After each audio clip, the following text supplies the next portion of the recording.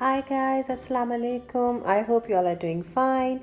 Today I'll be sharing with you all a very easy and delicious recipe of chicken tikka pizza.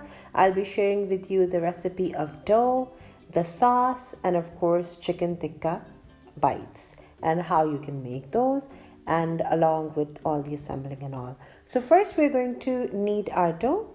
We use all-purpose flour as well as some whole wheat flour. That's how we make dough at home.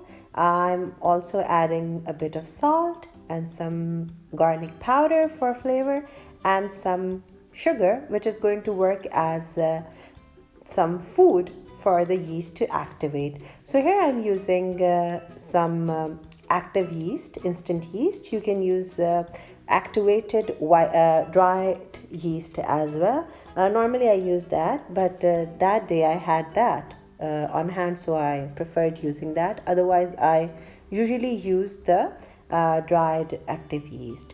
So now we're just simply going to knead our dough. I'm not an expert, so that's how I do, because of course the experts can do better, but that's how I knead the dough. If you have a dough kneading machine that we normally use, we do have that at home, you can use that. Otherwise, good old hand and this elbow grease is always good in helping to bring out the desired result, as well as you are also adding that touch of love, which can be tasted and can be seen in your food. So always try to do that. And then after we're done kneading, I'm just going to apply a bit of olive oil, and that's it. We're just going to let it rest for some time until it doubles in size, since nowadays the degrees have dropped, so better to place it at a warm place. Preferably cover it with a damp tea towel, and then cover it and put it at a dark and warm place for a bit, for a few hours, until it doubles in size. So in the meantime, while that's happening, we're just going to prepare our sauce. I took some olive oil in a pan, and I'm just going to saute some chopped onions. At this point, I just add a bit of salt to quicken up the process of sauteing, and then I just added some tomatoes. That day we had frozen tomatoes on hand, and I used those. You can use canned tomatoes or fresh tomatoes, whatever you have easily available. So just going to add a bit more salt, and along with some cumin powder, also a tiny bit of garam masala powder, some black pepper powder, and as well as a little bit of brown sugar. You can use regular white sugar instead. And we're just going to gently let it simmer over a low medium heat, covered till all of the moisture is evaporated and our tomatoes are mushy. And if you like, you can keep the sauce chunky, but you can also blend it into a regular blender, a handheld blender, to make it into smooth sauce like paste. And also be adding some dried oregano once it's done. And excuse my voice today, guys, I'm feeling a little bit under the weather, so I hope you guys are easily following the instructions. If not, and you have any questions or queries, you can always ask me in the comment box below. So now we're going to prepare our chicken. Here I've used a breast fillet, chicken breast fillet cut into small tiny bits. You can use thigh fillets as well if you don't like breast fillet. And then we're going to take some oil in the pan, and we'll be adding a couple tablespoons of yogurt along with some chicken tikka masala. You can use any brand masala. It's easily available everywhere. And if you are somewhere in the world where it's not available, you can look and check at your local Desi, Pakistani or Indian grocery store. So I'm also be adding a little bit of garam masala to it along with some salt, and this is some dried onion powder. I also added ginger and garlic powder that I forgot to add this point. You have to add it at this point. I added later. You can see in the next clip. We're just going to let it marinate for a bit. The oil was already in the pan before we added everything. I just think that's the easy way. Just marinate in the the pan you're going to cook in. So you're just going to let it marinate for a few minutes, and then we'll cook till our chicken is cooked through and all the masala is coated to it and there is no moisture left. So now that's our chicken done. We're going to look at our dough now. It's you can see that it's proofed. We are going to punch out the air and we're going to keep it again for our second proofing. In the meantime, we're going to prepare our pan and our toppings. You can use any pizza pan, any kind of pan you have at home, any tray, which is oven proof, and you're good to go. The topping also depends on your own choice. Here I'm using onions and bell peppers, some canned mushrooms, and some dried herbs. You will be seeing those in the next clip, and that's how I prepared our pan. I brushed the pan with some oil and then sprinkled some semolina all over it. You can use the maize flour as well. This is going to give the crispiness to the base. Now we're going to start assembling the pizza. The dough has rested for a bit. I'm going to take it and just simply going to press it down so that it's spread all over the pan, like so. Now I'm going to press down the edges like so.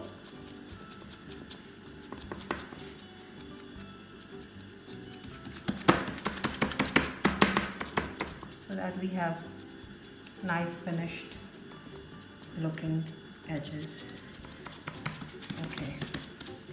We'll take a fork and just prick the dough a bit so that the steam easily releases and it doesn't get too puffy.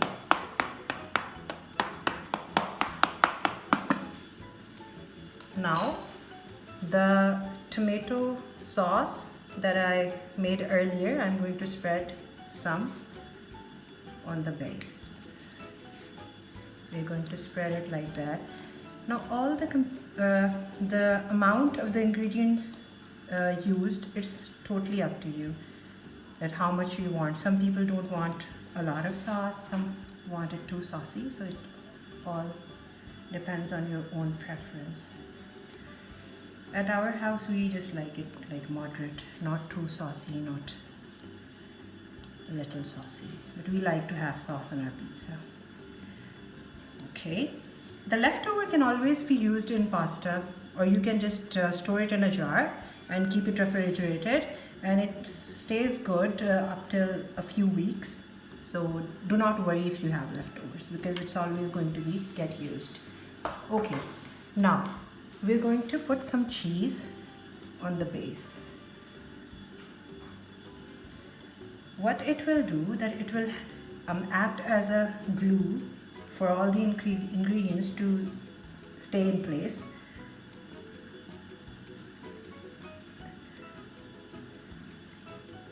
As much as you want to put. We like it a lot cheesier. So I've basically took out some to put on top of this pizza, and the rest I've put in the fridge, which is going to come on the top. Okay, now there is no hard and fast rule that what comes first and what comes later, but we can do a little color coordination here. So what I'll do is that I'm going to place the onions first. Topping is totally your choice, whatever you like to put, but these are the toppings that we like to put at on our pizzas at home. You can make individual pizzas as well, depending on whatever your family likes. Some people do not like bell peppers, some don't like olive, some don't like chicken, like my dad, he doesn't. So sometimes what we do, that I make some other flavor like veggie or seekh kebab kind of pizza for him, but today he agreed on having the chicken one, so let's see. Now comes the mushrooms. These are the canned sliced one. Unfortunately, I didn't get the whole button mushrooms, which I prefer, but we just had these at home. So I'm using these as much as you want to put. Some people do not like the canned mushrooms, so you can, skip it by all means. Then comes the bell pepper. Now we're going to place the chicken pieces. The first time, this is the first time ever I am making chicken tikka flavored chicken for this pizza. Otherwise, we don't. We just use the regular salt, pepper, ginger, garlic. That's it. Let's see. Inshallah, I'm hoping that it's going to taste really good.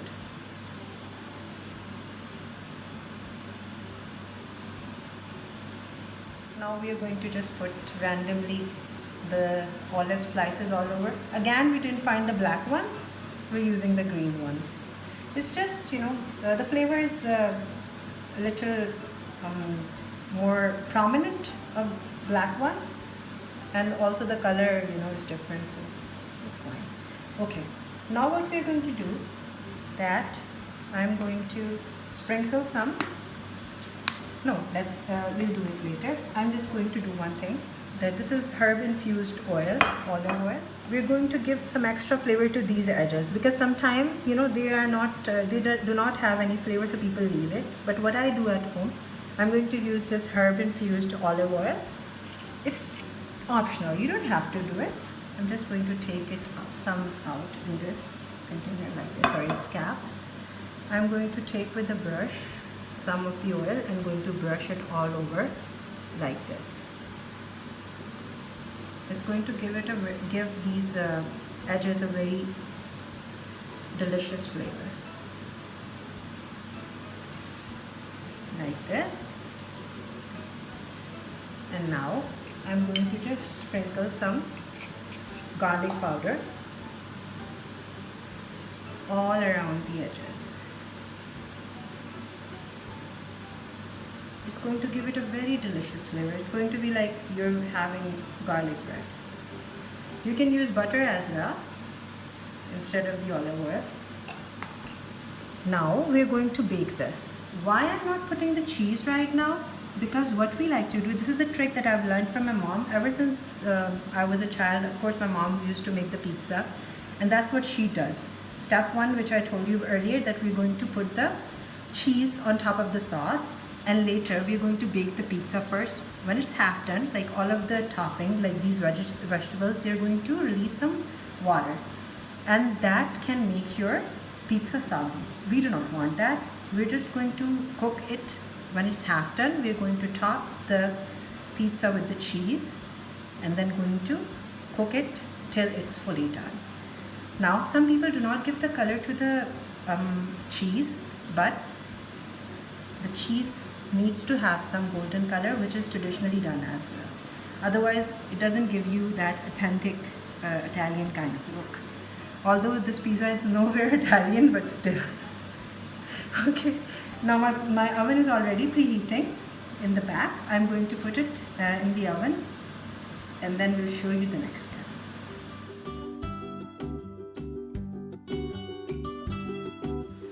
Now after it's half cooked, I'm going to top the pizza with the cheese. As much as you want to put. It's totally up to your own preference and your own flavor. It's going to be very cheesy because we have cheese already in the base as well. The other half I'm going to save it.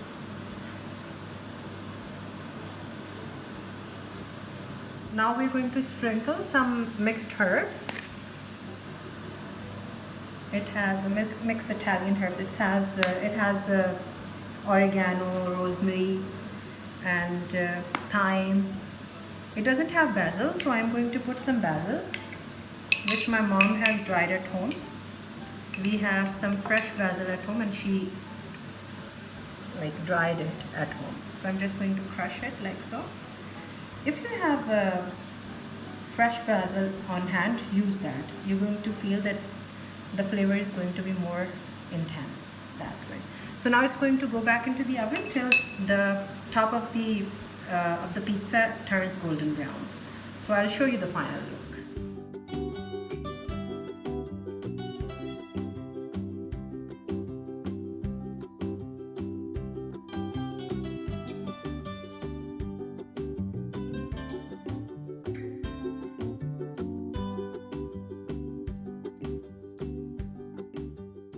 And that's all for now. I hope you guys are going to give this recipe a try and will definitely be leaving feedback. As always, all of the ingredients and their measurements along with all of my social media handles are mentioned in the description box below. Please keep liking, keep sharing and commenting, and do subscribe if you haven't already. And while you're at it, don't forget to hit that bell icon. I shall be back with more really soon. In the meantime, take good care of yourself and of your loved ones, and don't forget the less privileged ones. Thanks for watching. Allah Hafiz. Take care. Bye.